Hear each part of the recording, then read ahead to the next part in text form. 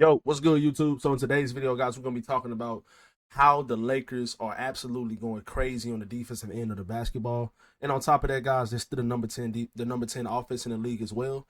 I just wanted to kind of just expand on like what I'm seeing in the games because I do watch every single game. I watch the whole entire game.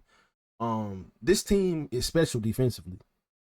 They have a lot of great defenders on their team. LeBron is engaged defensively. And I've always said, even the years that when like people were saying that LeBron is a horrible defender, it's just like, bro, when you're like that age and you just have to expand so much energy on the offensive end, you're not gonna be excellent every single night defensively because you have to expand so much energy offensively. And now that you have another great play, you have two great players that can handle the ball in Austin Reeves and Luka that can handle the offensive load at times in Luka and Austin Reeves. You can expand more energy on the defensive end. You don't have to dribble the ball as much. You don't have to handle the ball. You don't have to bring the ball up the court. You don't have to initiate the offense all the time. So you can do more things defensively and you can be more engaged and expand more energy on that side of the ball. And that's exactly what we're seeing from LeBron. He has never been a bad defender. Every single year, you never see teams target him in pick and roll. Every single time, he will sit down in a chair and he will defend his butt off. He will give you effort and he will give you a solid defensive possession every single time. I've been seeing that since he's been with the Lakers. All of the narrative on him being a bad defender or he don't play defense, I just don't understand it. Now, at times, maybe, yeah, he doesn't close out. Or at times, yeah, maybe he does get caught on the back door or whatever. But at the same time, all players, that happens to all players. I consider bad defenders as guys that teams target and pick and roll.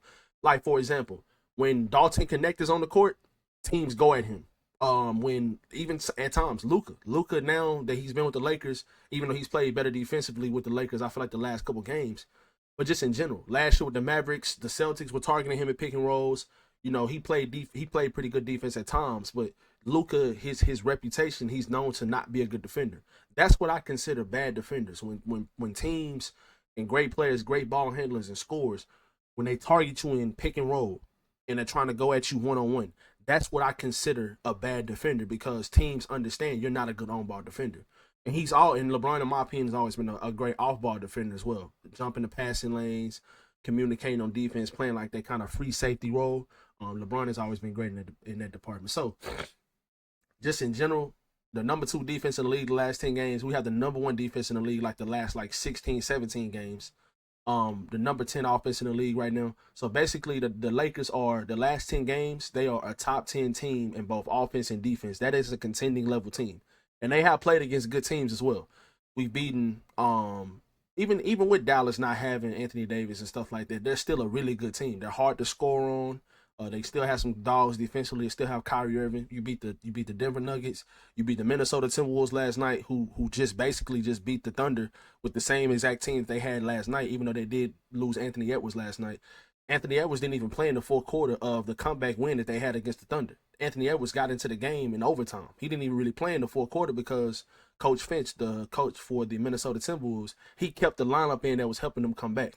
And they came back with Anthony Edwards on the sideline, just on the bench.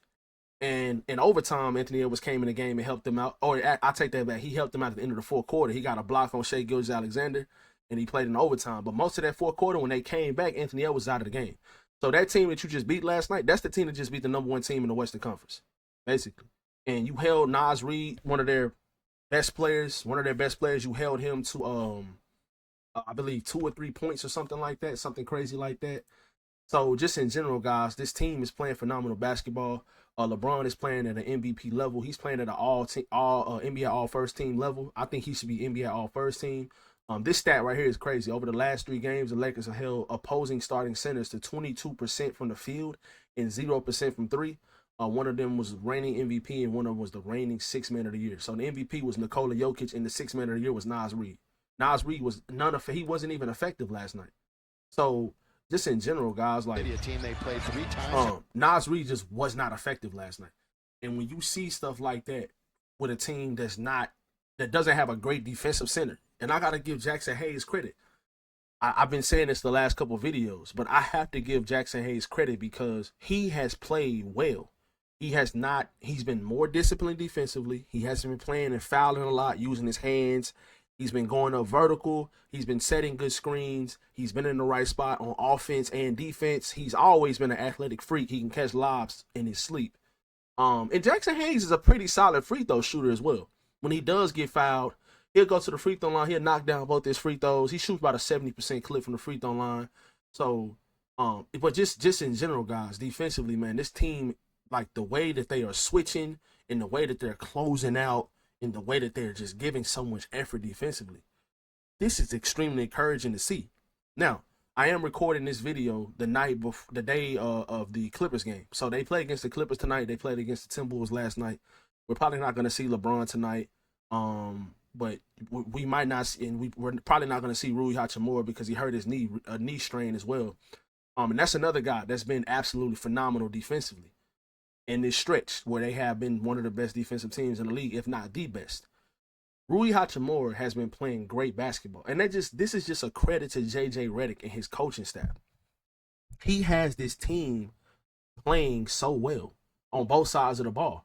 I feel like on offense, this is the first time I've been a LeBron fan since I was like 9 years old. So this is the first time, well, one of the main times in his career, and as I've been a fan watching him throughout his career, that I feel like when he sits down, now that you have Luka Doncic, you can continue to get good shots every single time down the field or down the court. Luka and Austin.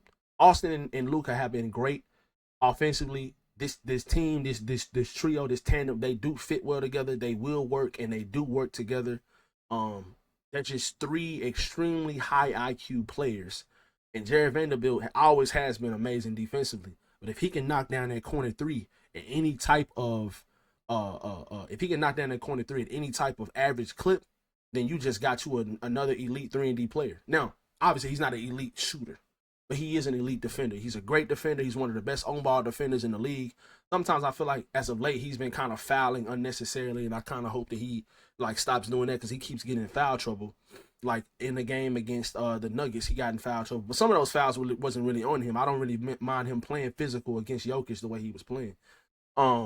But just in general, you got a guy that's 6'9", long arms that can guard the perimeter like crazy. And I got to give a shout out to Jordan Goodwin, man. We need to go ahead and sign this guy to a standard contract. I love Jordan Goodwin. I mean, you're talking about like an Alex Caruso-esque type player. Like, he's not a great shooter, but he can shoot the three. He's just a pesky, always in the right spot defensively, got great hands defensively, guards the ball, sits down in that chair and guards the ball. I just love everything. He can handle the ball a bit. You know, he's a very, very solid offensive player. He really doesn't make many mistakes. And he's a great rebounder for his size. He's 6'4", but he gets in there, gets his nose dirty. He gets offensive rebounds, gives the team second chance points, second chance opportunities. So I'm loving what I'm seeing from this team, guys, defensively especially. And if this team can continue to play defensively the way they are playing, I still wish that we can get another center. I was hoping like a guy like Kelly Olynyk or Chris Boucher would get bought out and give us another kind of like a more versatile, switchy kind of defender, or another great rebounder like Kelly Olynyk. He's been rebounding the ball really, really well for the Pelicans, and I wish that he would get bought out by the Pelicans, but I don't think it's gonna happen. So, this team can win a championship. This team can definitely win a championship. And the thing about all of the stuff I'm telling you guys is very, very true. But on top of all of that, Luka hasn't even played well yet. That's the thing. That is the thing that gives me the most confidence in this team winning the championship. Luka has not even played well yet. He still has not played well other than that Denver game. He hasn't had a great shooting game. He hasn't had a Luka type of game yet. And you are still winning games. And the two losses you had was against two opponents that you should have just blew out, really, to be honest. But let me know how you guys feel about this Lakers team in the comment section. Let me know how you guys feel about defensively, how great this team is playing and how good they look together, even without Luka just playing. Well, I'm going to say this. Luka has played well, but he hasn't shot the ball well.